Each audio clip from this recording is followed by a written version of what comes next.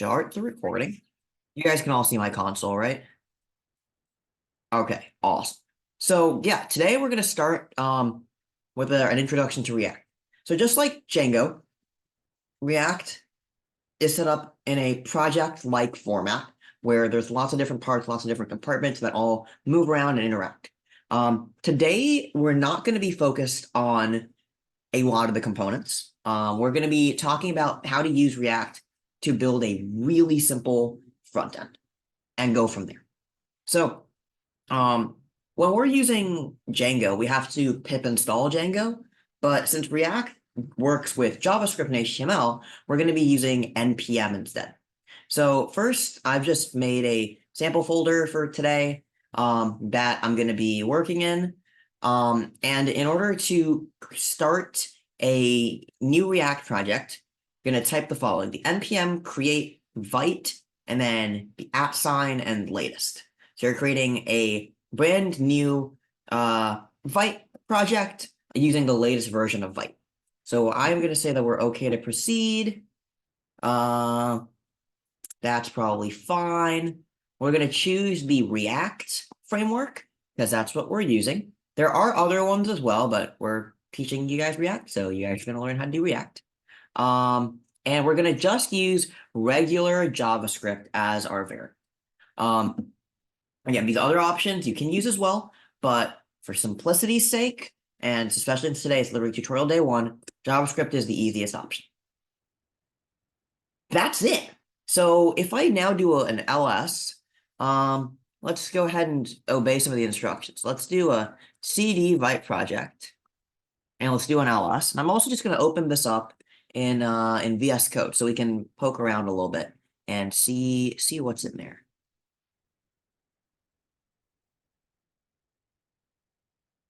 So this is what a Vite project looks like. Again, like I said, it's very similar to Django. Also, once you change your directory into it, just make sure to run npm install so that it can run any dependencies that it needs. It will run some installs in when you tell it to just npm install. So make sure that you're doing that. I'm just doing that in the background while I'm talking to you guys about the inside. So, there we go. So the way that you also know that you've done npm install correctly is if a node modules shows up. You can see how many folders are in this node modules. So when thinking ahead very quickly, and well, also this is also really important.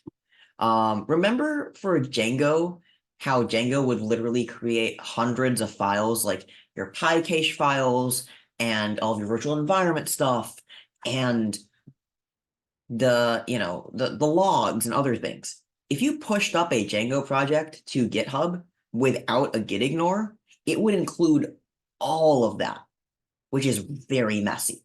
You do not want to do that. That is where the git ignore files really come in handy. The nice thing about React is that it will automatically create a git ignore file for you. So we see here that this does not include the entire node modules folder, which has literally thousands of files in it. It will also not include a VS Code file or a debug log or anything like that. So that really helps you trim down what you're uploading to GitHub to just an essential number of files. Does anybody remember why Django has so many files involved with it? Or why it has so much scaffolding or tooling, if you guys have any thoughts?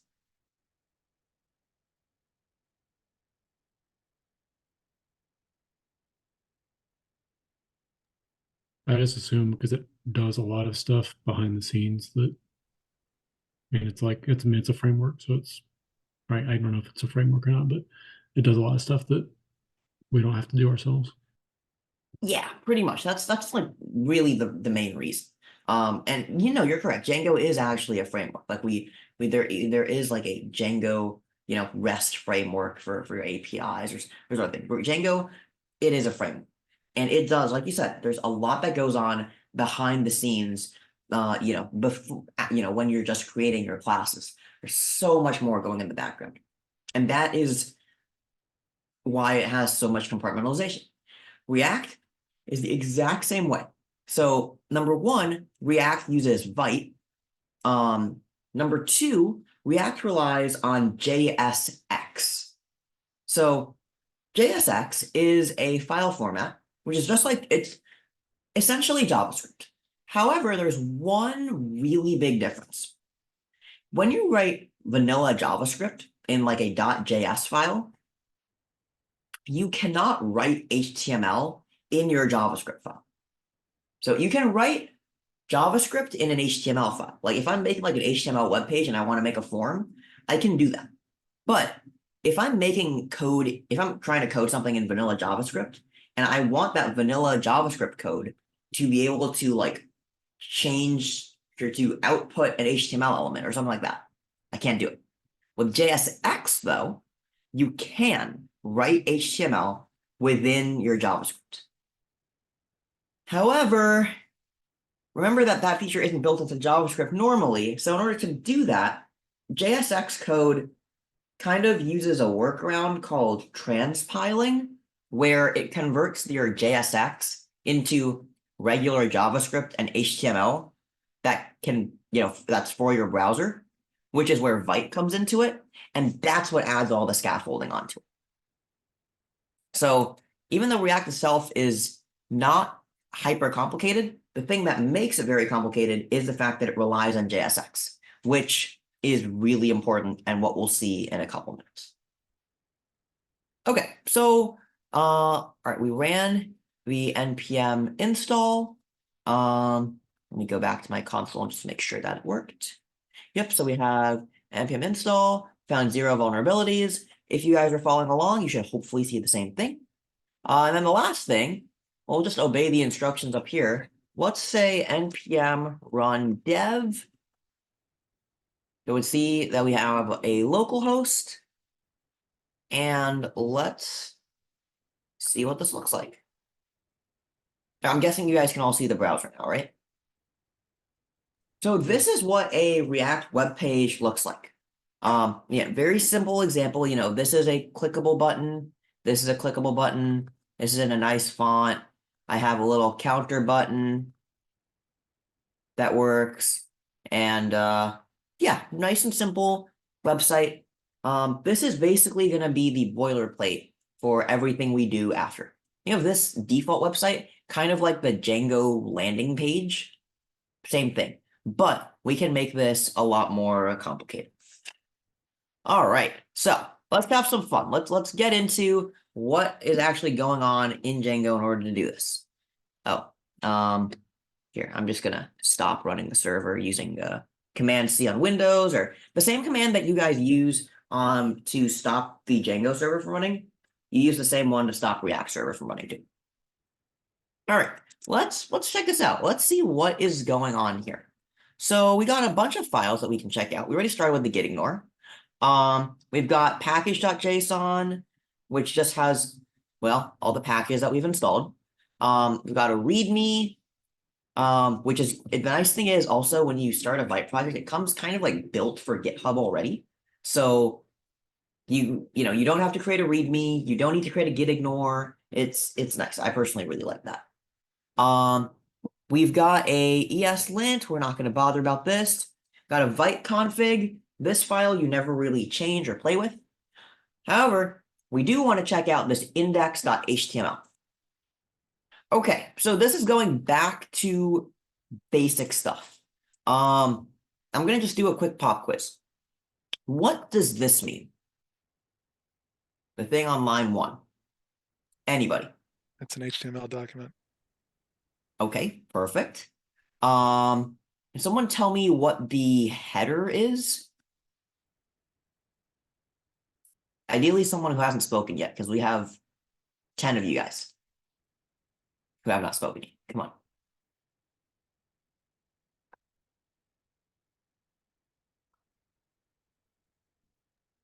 Contains the It's just metadata. Oh, go ahead. No, you can go ahead. It's fine. It's just like basic information that you don't really see on the page itself, but probably is using the when sending or receiving the page, because it gives you information like that'll just be used. I don't know when the page is loaded, I guess. So like That's, not really, it's like metadata almost. I mean, that's part of it. I think you might be thinking about the header of a like an API request. You're not wrong though. That's part of it. Jordan, what were you gonna say?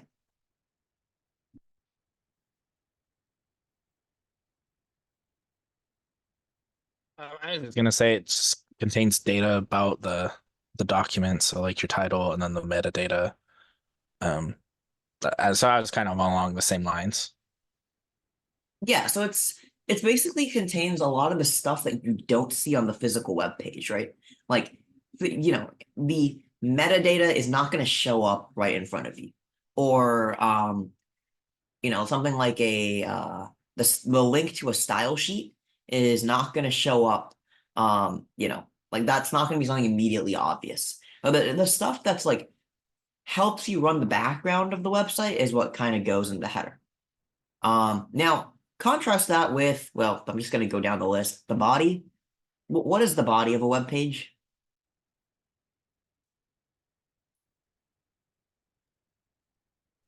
It It's just displays going to be all the everything. content of the web page.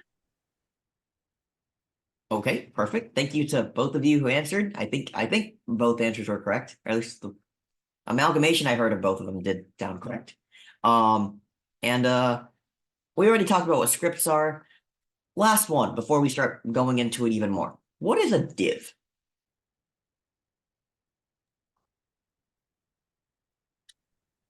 It's like a divide and Division. block or division. Okay. I mean, division. Yeah, that sounds right. But what does it mean? What really is it?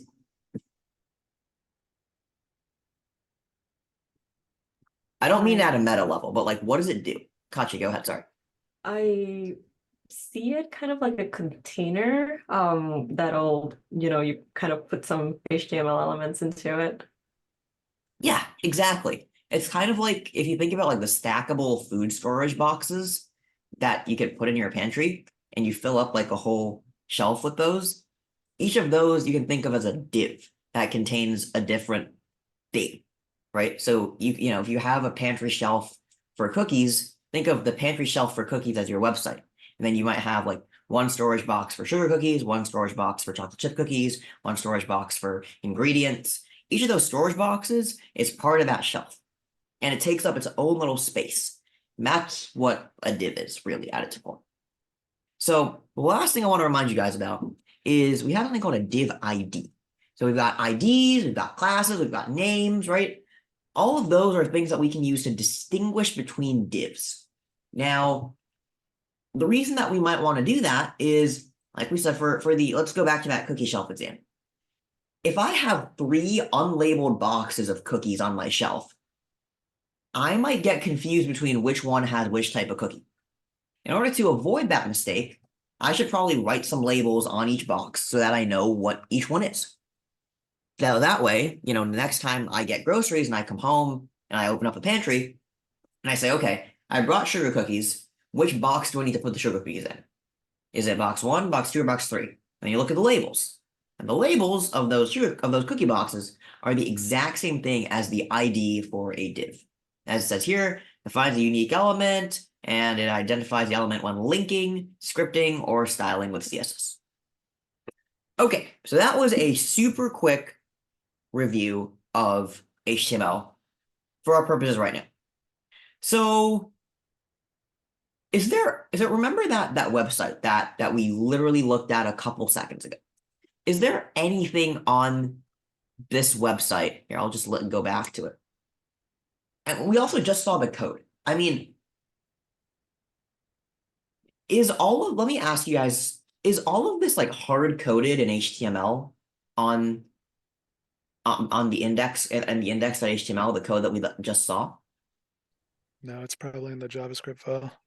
Ah, you answered both of my questions. Yes, it probably is in the JavaScript file. So let's go ahead and see what is in this JavaScript file. Okay, this also looks like a very simplistic JavaScript file. What do we think is going on here? Well, first off, let me just explain a little bit about what Laptop's the over. It's a module quick is. one. Just like you asked. You said, can it be less than 30 minutes? And it was 20. And City slept in here with you. Did you know that? Your water drinking. Yeah, we were hot micing. Okay, I think hot mic's been resolved. But so let's just break down what's in the main.jsx real quick. So first thing that we see is it's gonna first interface with React and React DOM. Oh, another part of the HTML review. Anyone remember what the DOM is? I guess it's more JavaScript review, but because this is something that's going to be kind of important.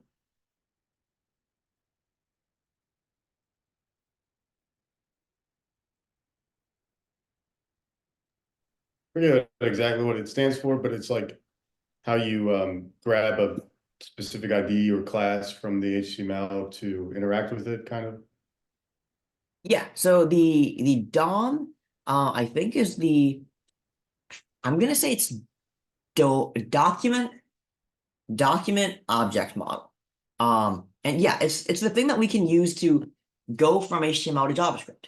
If I have like a form, a field that I'm putting text in, that's an HTML element. If I want to access the stuff inside that form field, I can use that through JavaScript by accessing the DOM. So an important feature of React is because React is used to define responsive web pages. And in order to respond to user input, you got to go through the DOM. And that's why we import React DOM. We won't worry too much about app.jsx right now. Index.css is the style sheet, which is, we can take a look at it if you'd like to. That's the reason why the website looks so nice, to be bluntly honest. I mean, it's got, a nice background color. It's got like some slightly fancy fonts that are not Times New Roman 12-point font. It's a decent like default style sheet, which is good. So if you, let's say, create your website in React and JSX and you completely forget about styling, the default React styling is actually halfway decent. So even if you're trying to show a prototype of a website or something like that, and you don't have time to get the CSS styling done, this is a pretty good, very temporary substitute. And that's really about it. Basically, React CSS, default CSS, really good. You can also always import style sheets from the internet too, that are developed for React. There's a lot of them that exist out there. Let's see, so we'll go through app.jsx in a little bit. But the first thing I want to show you guys is the main part of main.jsx is this right here. So what this is saying, so this is a mix of pure JavaScript and HTML, right? This is JSX code. So what does it say? Let's break it down piece by piece. The first thing we're doing is we're telling it, hey, go into the DOM and create a root. Okay, well, what does that mean? Don't worry about what a root is right now. We will get to that later in the week. However, a root, well, I guess you can sort of think of it as just like the place where your application is going to live, or like a basic, part of your web page. Okay, great. Where do I create that? Well, I want to go into my web page, the HTML, and get the element by ID root. All right, let's go back to index.html, and let's see if we can find that. Aha, it's the blank div.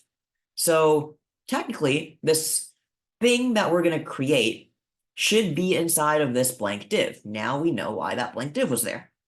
And then we're going to render some code inside it. Doesn't give a description for it. That's okay. We won't talk about rendering too much today, except, well, I guess rendering is what lets JSX show up on the web page as HTML instead of completely breaking everything. Yeah, so it lets you, so again, the using the DOM is like vanilla JavaScript to grab the ID of that div, the root div, and then we're rendering our React component, which is app. Okay, so let's talk a little bit now. We're going to switch over to the other file that this references, which is app.jsx. So I also just used a word that you guys may not have heard before for React, which is component. So a component in React is kind of the analog to a model in Django. They are what the entire architecture is based on. And yes, they are class-based or sometimes function-based. React has both. Django is pretty much strictly class-based. React has functional components and class-based components. We will get into this later this week, if not this week, next week. So don't worry about that for now. But let's take a look at what one of these actually looks like. All right, don't bother about that. These are just some logos. This is our style sheet, again, this app.css. And we have a bunch of stuff going on in here. To simplify everything significantly, I am just going to remove like half of this and just simplify it to be a very simple 3-liner. Can someone tell me what this piece of code ought to do?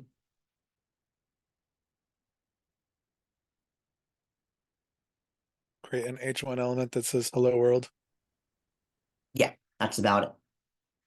But again, the problem, or well, problem in giant quotes, is this is a JSX file. This is not an HTML file. So how do we get from here to putting this on a web page? So yeah, first we go to the index.html. The index.html, we're going to take something in at this root div that's currently blank. But we do know that it's going to use the main.jsx script.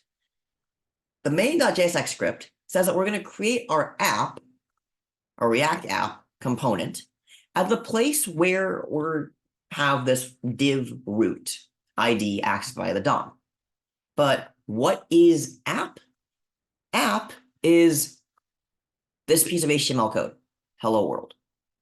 Thus, in a very slightly convoluted way, we're going from HTML to JSX to JSX to HTML. And don't just trust me that this works. Let's actually see it. So I'm going to start running my dev server, and we're going to switch over. Ta-da! We have hello world in all of its React glory. Also, you guys see how much better this hello world looks compared to the hello world that we originally made in HTML, like way back when we started learning HTML. This is why React CSS, like the default CSS in React, is really nice. So yeah, that's just a very quick plug for React CSS. Okay, so let's go back to breaking down the export default that we've got running on in there. Here, let me switch this up the server real quick as well. Perfect. Okay. So what is happening here? Well, this export, this function app, that is a React component again. So what I could do is I could have, app here, and I could create another thing. We could say, I am a thing, and we could say, we could change this to like an H2 and be like, hello Mars. Then we could go back into our main.jsx and we could import app and I am, well, other thing.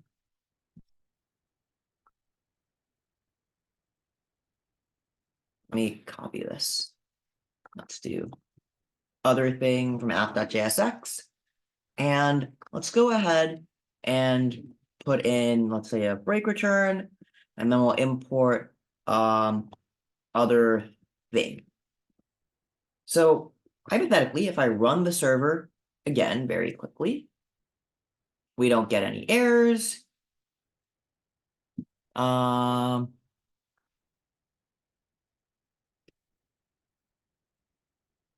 well, we do get an error here. That's okay. I'm not going to go and create a whole brand new project just for that. Okay, here, let's switch off the server so it doesn't critically break. Let's just try this real quick.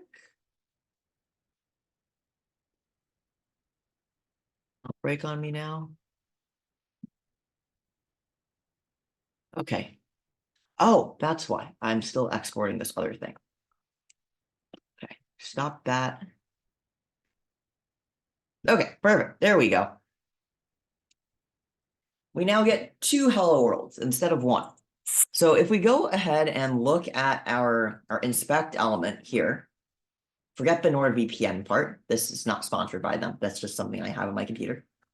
If we go into our div ID, we see here that we've got our hello world in our first H1 tag, a break return, and then our second hello world.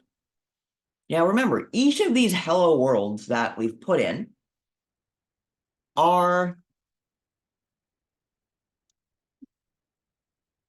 app.jsx elements, right? They're just these. The reason there's 2 of them is because, well, I told React, put in one, put in a vertical space, and then put in a second one. And it didn't. That's really all there is to adding elements into JavaScript, or into React in JavaScript. So, yeah, the function is a component, which is like one of our building blocks. We have to export that function, and then we call it in main.jsx almost like it was HTML. Right? If we look back at that syntax again, we have it like the app and then the slash. That looks like HTML, even though we are referencing a JSX component.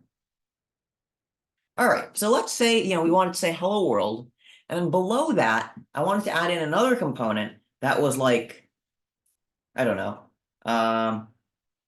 nice to meet you, or something like that. So what we're going to do is let's go ahead and create a folder. I'm going to call this components. So all of our components are going to live in there.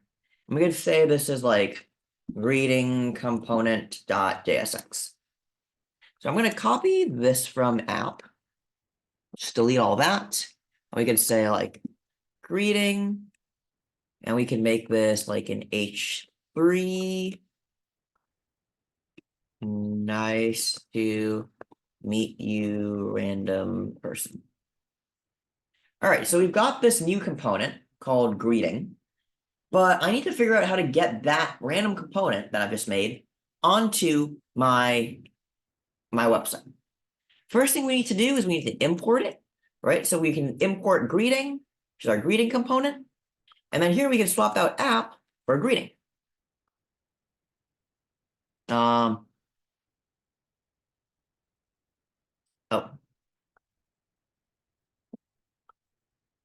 Let me just, okay, perfect. I'm just getting some errors in my console, so just trying to fix those. And if we go back to console or our browser, now we see it's got our first component in nice big font. And then this down here is component number 2. Which is again that nice to meet you random person component that we just made. So again, one thing to keep in mind, just like that error that I got earlier, and here I'll scroll up so you guys can see it in the console. Only one default export is allowed per module. What does that mean in simple English? It means we have to do exactly what I just did. If you want to create a new component, if you want to create a new building block, most of the time, you're going to need to create a new JavaScript file. Now, you may ask a very good, you probably are, someone's probably going to ask this, and I'll hopefully anticipate it. Okay, what is a good thing to make a component instead of just hard coding? Think about a component like a part of your website. A component could be an individual page, like a home page, an about page, a contact us page. A component could be a part of a web page, like a navigation bar or like a photograph display. A component could also be a complicated object. Like, let's say if you have a like photography website, and for each picture on your website, you have to show like the photograph and a link and a description and other things like that. Each of those could be a component too. But in general, yes, right now for demonstration purposes, we're saying that this HTML is a component, but like realistically, we don't usually end up making HTML components like such simple things. If that makes sense. Like make sure that your components are not just, you're not just adding files for no reason. Make sure if you have a component, it needs to actually contain something meaningful, more meaningful, I would say, than just a couple of lines.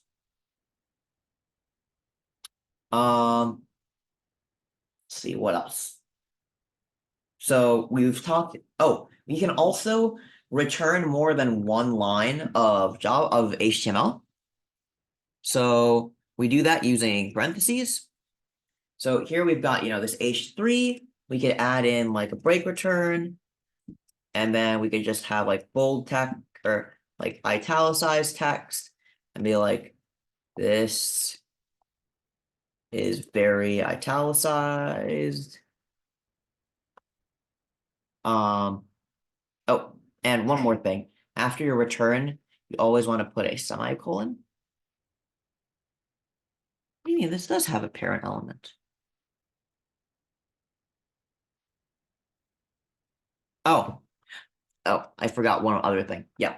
So let's go back to look at app.js. We've got this return function here. It's returning a single line of HTML. When you are returning one line of HTML, the format can really be anything you want. It doesn't really matter. I personally always recommend, just for ease, enclosing your return statements in parentheses and putting a semicolon at the end. Because when you get into returning multi-line pieces of HTML, like we're doing right here, number one, it makes it easy to transition. Number two, I'm getting a very interesting error, which is that JSX expressions must have one parent element. Number one, what do you guys think is going on here? What does it mean by a parent element, and why don't I have it? And number two, how do I fix it? Any ideas? Let's hear some thoughts.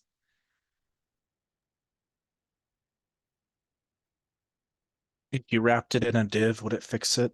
If you're wrapped from the beginning of H3 all the way down to your right before your comma or semicolon, not full, line. Okay, so if you did it from line 5, the beginning of line 5 to the end of line 7 in div, would it fix it?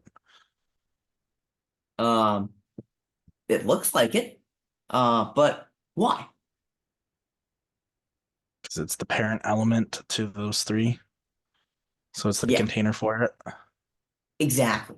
So again, components are containers. React components are HTML containers. That is all they are.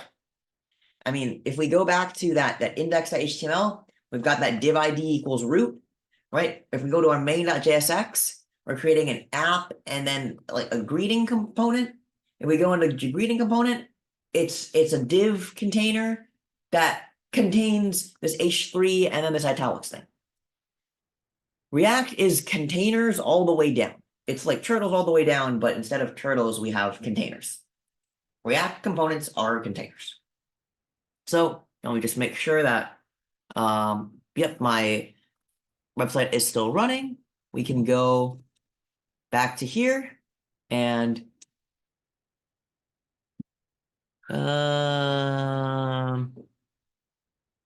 that's why it doesn't like the break returns, because that's not exactly JSX. There we go. I just had to change the format. So again, as we can see, nice to meet you right in person. It's got that break return right there. And says this is very italicized. Why? It's all contained within that div. So again, React containers are, or React components are HTML containers. Everything is divs and containers all the way down. Again, when we're returning multi-line components, make sure you're doing it in a div. You can return links like ahrefs. You can return images. You can embed videos. You can return forms. You can do all of that inside of JSX.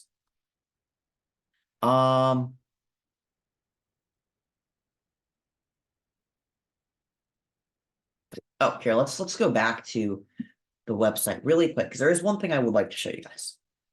Everything right now is wrapped in divs, right? So we've got your root, which is a big div. Then we've got this hello world, which is really, it kind of is enclosed in a div, but we just don't say it. Got a div down here that has this H3 and then this italics in. Now imagine we did this 30 times over. Like, this is a big web page. We've got 50 divs floating around. Do I ever make reference to half of those divs?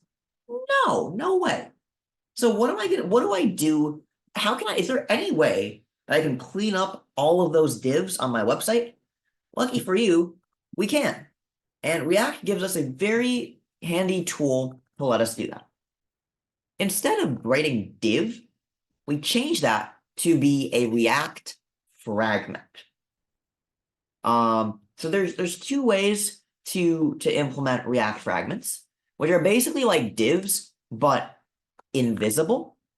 The first one is going to be import fragment from React, and then we're going to replace div with fragment and then closing fragment. So what does that do? Now let's go back to the website and look at the elements. Remember how before we had that H3 and this italics? We had those in a special div on their own? No more. The div has disappeared because that's what fragment lets us do. Fragment says, I'm going to React, just so you're aware, this is going to be putting multiple elements on the HTML page at once. These HTML elements are not going in a div. That's all a fragment does. Versus, again, if we had it wrapped in a div, we would have seen div, closing div around it, as we would normally. That's one way to import fragment. The other one is going to be like this. So you use less than, greater than signs, and then closing less than and greater than signs. That is the shortcut format or shorthand for writing what React fragment. Personally, I'm a big fan of clarity, and I don't like using those types of shortcuts. So I will usually write out fragment and closing fragment in full. Sure, it adds an import statement. Sure, it's a little wordier, but it's just clear to anyone looking at it. But if you don't want to do that, or if you prefer the shortcut routes, you can also do what we just talked about before. Okay, so to summarize, let's see.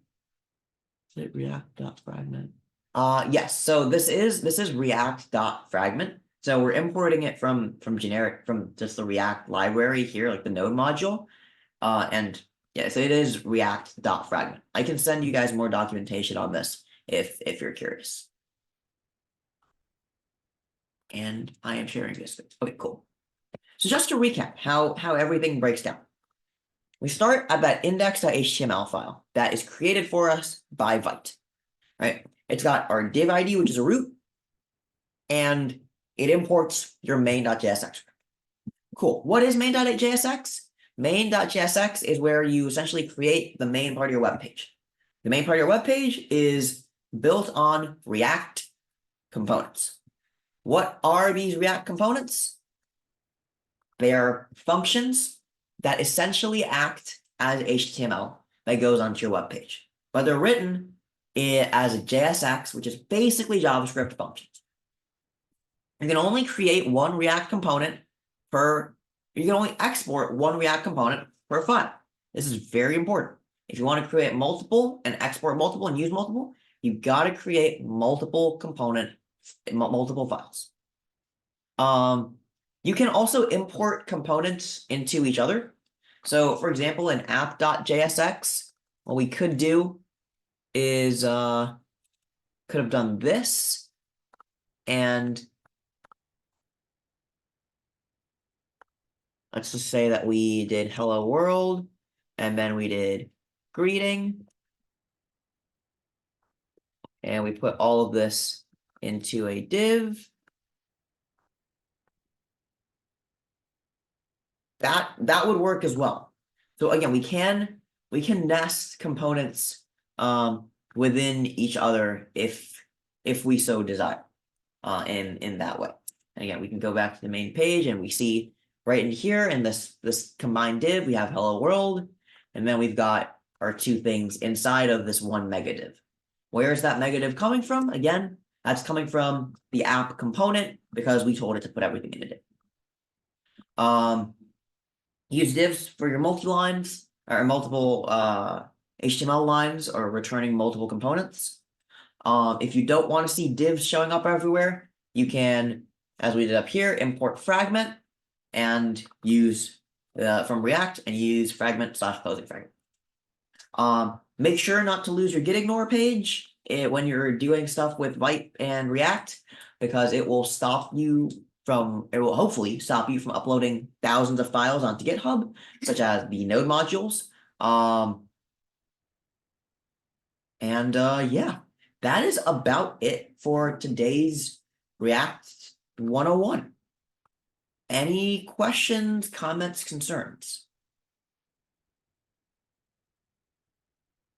about anything you just learned? I know it's a little different from the stuff we've been doing for 4 weeks now. So if you guys have anything, please don't hesitate to ask.